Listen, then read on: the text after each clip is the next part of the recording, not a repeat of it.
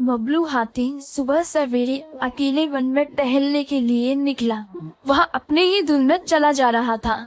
लगता था उसके दिमाग में कोई उलझन है जिसे वह सुलझाने की कोशिश कर रहा था।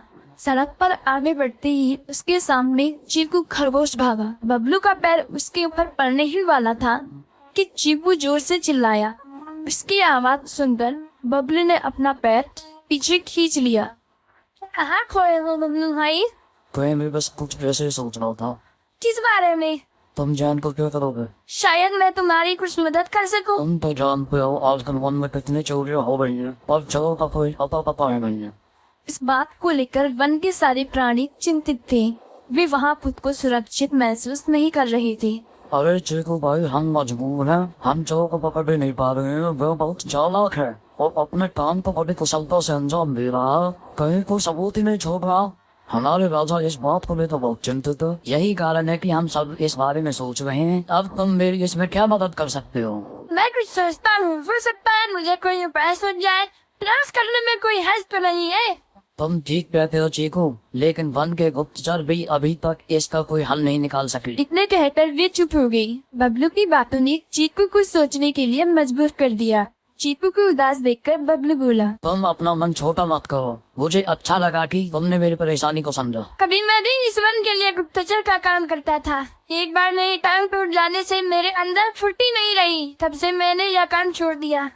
चीकू, तुम चाहते हैं काम दोबारा कर सकते हो। वन के प्राणी ज्यादातर दिन में भोजन की तलाश करते हैं, वे रात को आराम करते हैं। तुम दिन रात दोनों में ही भोजन की तलाश में निकल सकते हो सकता है रात को तुम्हें कुछ ऐसी बातों का पता चल जाए जो हमारे काम की हो। हाँ बबलू, तुम ठीक कहते हो। मैं आज रात को वन में घूम कर इस बात का पता करने की कोशिश करता हूँ। थोड़ी देर बातें करके चीकू अपनी बिल की ओर बढ़ गया पर बबलू अपने रास्ते चला गया। चीकू के दिमाग में अभी तक बबलू की कई बातें घूम रही थी। उसे समझ नहीं आ रहा था वह बबलू की मदद कैसे करे। दिन भर वह उसी उधेड़-बुन में लगा रहा।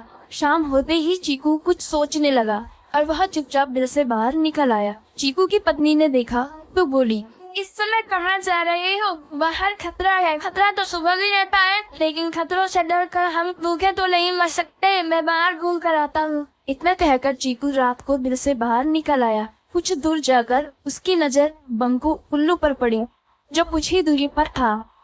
वह पेड़ की डाल पर बैठा अपनी गर्दन चारों तरफ घुमा रहा था। वह तेजी से पेड़ की एक डाल से दूसरी डाल पर उड़ रहा था। बंकू की नजर उस पर नहीं पड़ी थी। कुछ सोचकर चीकू पेड़ के पीछे से बाहर निकलकर थोड़ी खुली जगह पर आ गया और वहां से बंकू उल्लू को देखने लगा। बंकू ने चीकू को अंधेरे में भी देख लिया पर उसने उसमें कोई उत्सुकता नहीं दिखाई और अपनी गर्दन चारों ओर घुमाता रहा। चीकू बड़ी देर तक बंकू की हरकतों पर नजर रखे रहा। वह थोड़ी देर तक खुले मैदान में खड़ा रहा पर बंकू ने उसे देखकर भी अनदेखा कर दिया। उसने महसूस किया कि बंकू के आसपास चमकू चमगादड़ भी मंडरा रहा था। कुछ देर वन में घूमने के बाद चीकू अपने बिल में लौट आया और सुबह होने का इंतजार करने लगा। अगली सुबह बबलू उसी रास्ते में जा रहा था। रास्ते में चीकू उसका इंतजार कर रहा था।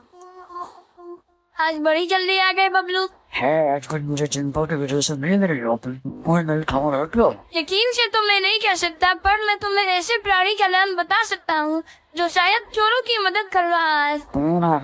बंकू उल्लू। इतना कहकर चीकू ने रात की घटना उसे ज्यों की त्यों सुना दी। इसे सुनकर बबलू का माथा ठनका। बबलू की आंखें चौंधिया गईं। मुझे आज रात बंकू और चंकू को नजर रखनी होगी। इतना कहकर वे दोनों अपने अपने रास्ते चले गए। बबलू रात को अपने साथियों के साथ बंकू पर नजर गड़ाए रहा। उसकी संदिग्ध गतिविधियों को देखकर बबलू ने उसे उसके साथियों चंकी और संकी लोमड़ के साथ पकड़ लिया। बबलू ने सख्ती से पूछताछ करनी शुरू कर दी। तुम इस समय बंकू चंकू के साथ क्या कर रहे हो? हम इसलिए साथ बैठ कर बात कर रहे हैं। चंदा उन्नू की दोस्ती से समझ में आती है और नौबत के साथ दोस्ती कैसे हो सकती है? सख्ती से पूछने पर दोनों ने अपना जुर्म कबूल कर लिया और सभी चोरियों के बारे में बताया जो उन्होंने कुछ दिन पहले वन में की थी। बबलू ने उनके चोरी का सारा सामान भी बरामद कर लिया। बंकू और चंकू को अभी तक समझ में नहीं आ रहा था कि वो इतनी आसानी से कैसे पकड़ में आ गए।